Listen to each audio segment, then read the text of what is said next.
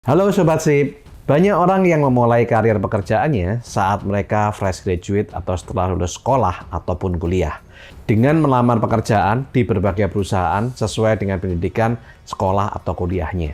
Bagi yang memiliki gelar S1 atau S2, mereka seringkali meniti karir mulai dari staf atau karyawan.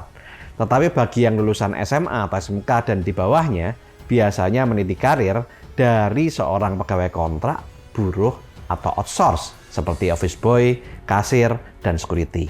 Mereka yang mulai karir dari jenjang dasar atau paling bawah seringkali merasa minder, putus asa, dan tidak berani untuk memiliki impian mendaki karir sampai puncak.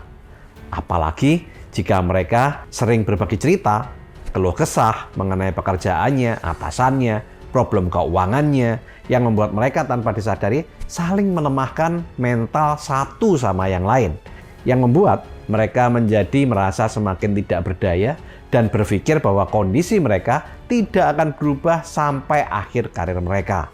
Hal ini membuat mereka tidak berpikir tentang bagaimana caranya merubah keadaan dengan meningkatkan kapasitas diri, pengetahuan, kemampuan, dan keterampilan mereka. Hal yang paling berbahaya adalah saat mereka seringkali berkumpul banyak kata-kata toxic word yang melemahkan bagi orang yang ingin maju, bertumbuh, berkembang, seperti kata-kata, ngapain kamu sudah tamat sekolah atau kuliah masih baca buku untuk ngembangin diri? Ngapain lo ikut seminar-seminar seperti itu, bayar-bayar seperti itu? Lo mau sukses? Ngaca dulu lo. Kata-kata ini seringkali membuat orang merasa tidak nyaman dan akhirnya seringkali mereka menghentikan aktivitas-aktivitas yang harusnya itu positif untuk pengembangan diri mereka.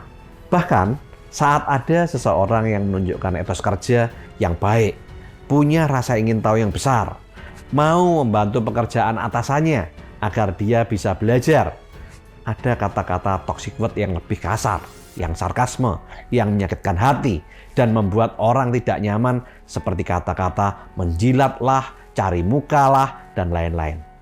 Hal ini membuat banyak orang mengurungkan niatnya untuk bertumbuh, untuk berkembang, dan maju. Hal inilah yang membuat mayoritas orang yang merintis karir dari bawah atau dari dasar tidak bisa mendaki puncak karir dan saat pensiun mereka tetap berada di dasar atau di bawah. Hal ini mengingatkan saya pada sebuah cerita.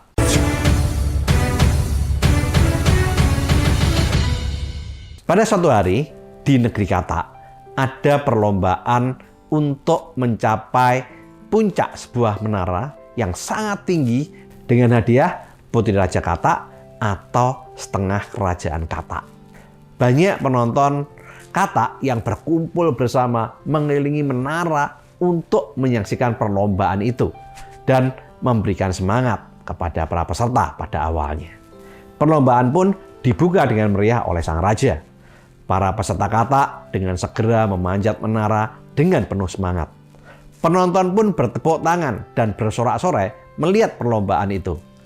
Namun sebenarnya tak satu pun penonton yang benar-benar percaya bahwa akan ada Katak yang akan berhasil mencapai puncak menara. Karena menara itu sangat tinggi dan licin. Sehingga ada yang pro dan ada yang kontra. Ada yang memberi semangat, tetapi ada juga yang justru melemahkan para peserta. Banyak juga penonton yang berkata, oh menaranya terlalu tinggi, menaranya licin. Mereka nggak akan bisa sampai puncak, mustahil untuk berhasil. Mendengar ada kata-kata yang negatif seperti itu, ada beberapa kata yang mulai takut, yang mulai khawatir, yang mulai merasa nggak mampu. Dan kata-kata tersebut mulai berjatuhan satu persatu. Dan setiap kali ada peserta yang jatuh, mereka justru bersorak dan tertawa-tawa. Mereka berkata, benar kan? Itu sulit, nggak mungkin berhasil. Tetapi ada beberapa kata yang masih tetap bersemangat dan terus fokus menaiki menara. Mereka maju, mereka naik, semakin tinggi, dan semakin tinggi. Tetapi melihat banyak kata yang semakin banyak berjatuhan, penonton yang negatif semakin nyaring berteriak, terlalu susah, percuma saja. Dan satu persatu kata-kata itu menyerah kalah. Dan hanya tersisa satu kata yang tetap berusaha keras hingga terus naik, terus naik, terus naik, dan makin tinggi, dan makin tinggi. Dia pantang menyerah dan tidak mengenal lelah. Kata itu begitu gigih, berjuang keras, dan akhirnya kata itu berhasil menjadi satu-satunya kata yang berhasil sampai ke puncak menara. Sang raja pun menyalami, menyambut, dan merangkul sang kata pemenang. Dan raja itu pun bertanya kepada pemenang, "Kamu mau jadi menantuku dan memperistri putri tercantikku? Atau kamu ingin mendapatkan setengah dari kerajaanku?" Kata pemenang itu bertanya, "Apa?" Raja itu pun mengulang pertanyaannya, "Kamu mau jadi menantuku dan memperistri putri tercantikku? Atau kamu ingin dapat setengah kerajaanku?"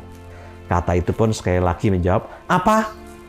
Setelah berkali-kali bertanya dan kata itu bertanya apa, akhirnya sang raja tahu bahwa ternyata kata yang pemenang tersebut ternyata tuli. Karena tuli, sang kata itu tidak mendengar kata-kata yang negatif. Kata-kata yang mengatakan itu nggak mungkin lah, mustahil lah, itu percuma lah, terlalu licin lah, terlalu tinggi lah. Dia nggak mendengarkan itu. Dia hanya melihat banyak kata-kata yang berteriak-teriak. Dia berpikir bahwa kata-kata yang berteriak-teriak itu untuk menyemangati dia, untuk memotivasi dia, bukan untuk menjatuhkan dia. Prinsip dari cerita ini bisa kita pakai kalau kita mau mendaki puncak karir. Terkadang kita harus seperti kata yang tuli itu. Jangan sekali-kali mendengarkan kata-kata negatif orang lain. Jangan hiraukan komentar-komentar negatif yang melemahkan semangat Anda. Jangan mendengarkan toxic word yang sampah-sampah itu. Karena itu akan menjatuhkan Anda dan itu akan menjauhkan Anda dari impian besar Anda. Anda harus berpikir positif. Anda harus berkata-kata yang positif. Kata-kata yang menguatkan diri Anda. Kata-kata yang menguatkan tekad Anda. Yang bisa membuat Anda terus bergerak maju dan mendaki puncak karir sampai Anda meraih kesuksesan. Selalu positive thinking, dan yang paling penting adalah tulikan telinga Anda jika ada orang yang mengatakan bahwa Anda tidak akan bisa, Anda tidak akan berhasil, Anda tidak akan bisa mencapai tujuan Anda tidak akan bisa meraih impian-impian Anda seperti apa yang Anda impikan. Ada sebuah true story tentang seorang yang berasal dari keluarga miskin yang merintis karir dari seorang office boy hingga bisa menduduki jabatan sebagai seorang Vice President Citibank, pengawas keuangan di beberapa perusahaan swasta, komite audit BUMN, konsultan, penulis, serta dosen pascasarjana di sebuah universitas. Orang ini bernama Hotman Zainal Arifin yang dilahirkan pada tanggal 27 Juli 1950 di kota Kediri, Jawa Timur. Ketika lulus dari SMA, Hotman merantau dari kota asalnya ke Jakarta dan tinggal di daerah Kampung Bali. Hotman mempunyai mimpi yang sangat besar saat dia datang ke Jakarta untuk menjadi orang yang hidup berkecukupan dan bahkan menjadi orang sukses di ibu kota. Tetapi sesampainya di Jakarta, ternyata Hotman harus menerima kenyataan bahwa kehidupan ibu kota ternyata sangat keras dan tidak mudah. Tidak banyak pilihan bagi seorang lulusan SMA di Jakarta. Pekerjaan yang dia lamar tidak mudah untuk diperoleh. Tidak lama setelah Hotman merantau di Jakarta, ayah Hotman sakit keras. Orang tuanya ingin berobat, tetapi tidak mempunyai biaya yang cukup. Melihat keadaan seperti itu, Hotman tidak mau menyerah. Dia bertekad suatu saat bisa memberi pengobatan yang terbaik buat ayahnya. Hotman memulai karirnya menjadi pedagang asongan dengan modal 2.000 hasil pinjaman dari temannya. Dia menjajakan perhiasan-perhiasan imitasi dari jalan raya hingga ke kolong jembatan. Usaha dagangannya pun laku keras. Tetapi ketika ia mulai menuai hasil usahanya, ada cobaan besar yang datang. Suatu hari, ada petugas Satpol PP yang datang. Dagangannya jatuh, diinjak-injak, sampai jatuh ke lumpur, dan banyak yang rusak. Tetapi kondisi itu tidak membuat Hotman kehilangan cita-cita dan impian. Suatu hari, saat Hotman beristirahat di sebuah kolong jembatan, dia memperhatikan mobil-mobil mewah yang lalu lalang melintasi jalan-jalan di kota Jakarta. Para penumpang di mobil tersebut kelihatan berpakaian rapi, keren, dan berdasi. Hotman remaja pun ingin seperti mereka. Mengendarai mobil ber-AC, berpakaian rapi, dan tentu saja memiliki banyak uang. Saat itu, Hotman ingin segera bisa merubah nasib dan meraih cita-citanya setinggi langit. Sebuah tekad yang kuat dan impian yang besar ada dalam hatinya. Dan mulai hari itu, Hotman menyisihkan setiap keuntungan yang diperolehnya dari berdagang asongan untuk digunakan untuk membiayai lamaran pekerjaan. Hotman mengirimkan lamaran kerja ke setiap gedung bertingkat yang dia temui. Bila ada gedung yang menurutnya bagus, maka dengan segera dikirimkannya sebuah lamaran kerja.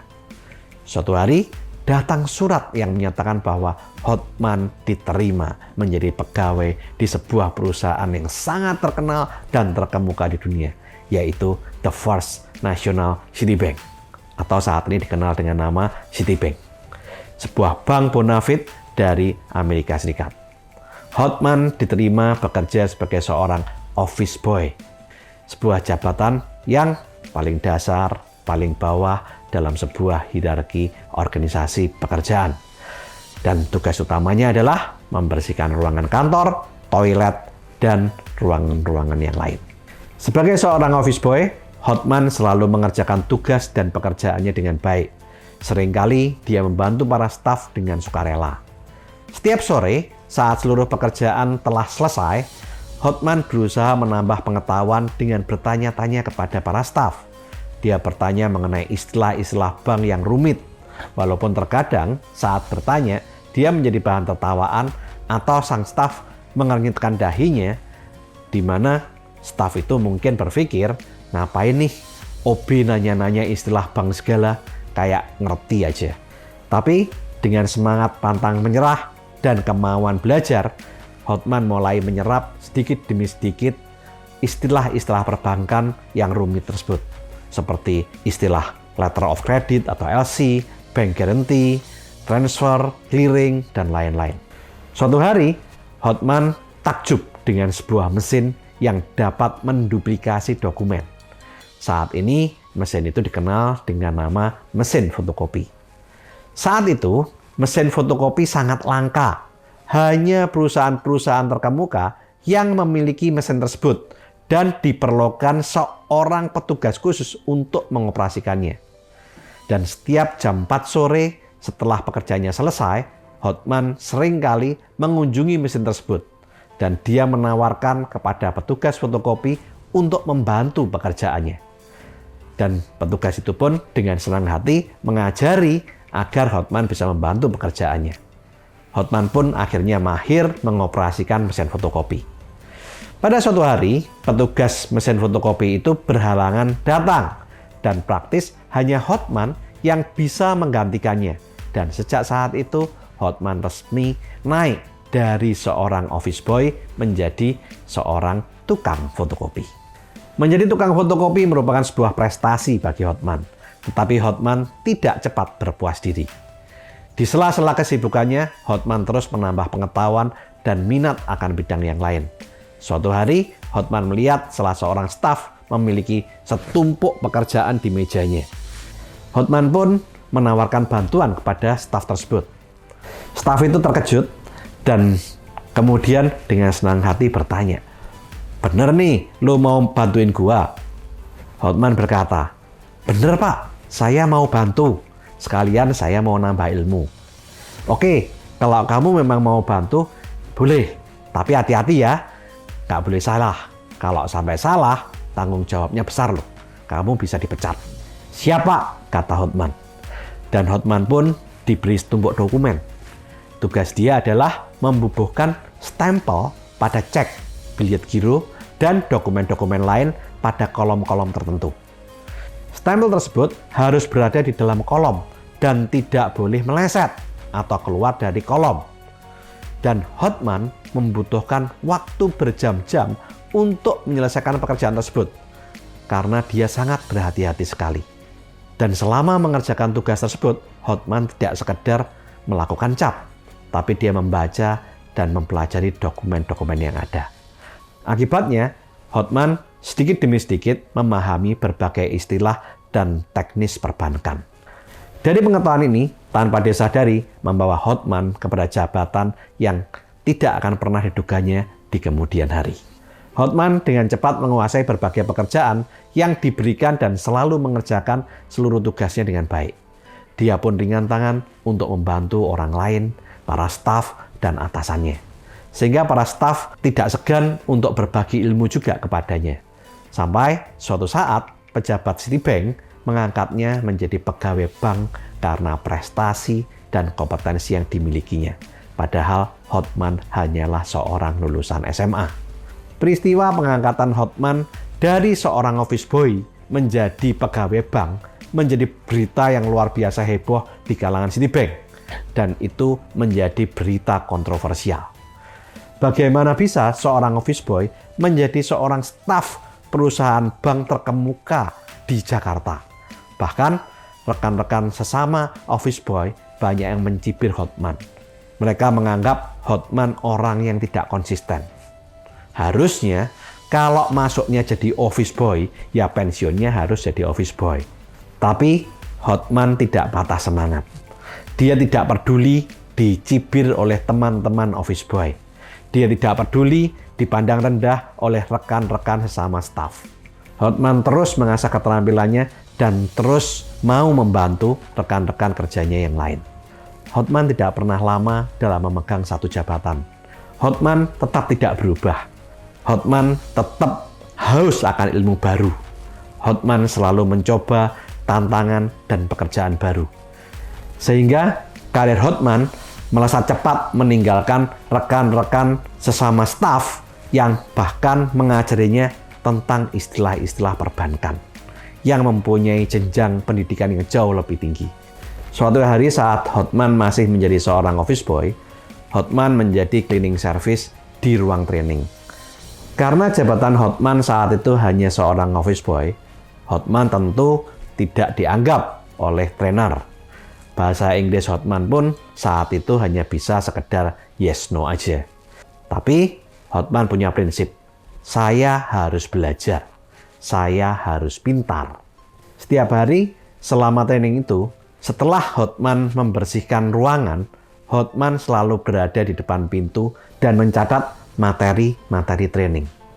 Karena melihat Hotman sering mencatat, training officer-nya suatu hari menyuruh dia masuk, tetapi mengumumkan kepada para trainer bahwa Hotman tidak terdaftar dan otomatis tidak akan diuji. Saat mendengar hal itu, Hotman sebenarnya tidak terima.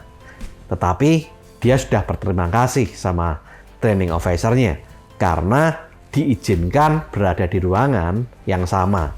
Walaupun seharusnya menurut dia, harusnya kalau dia ikut trainingnya juga harus bisa ikut ujiannya dong.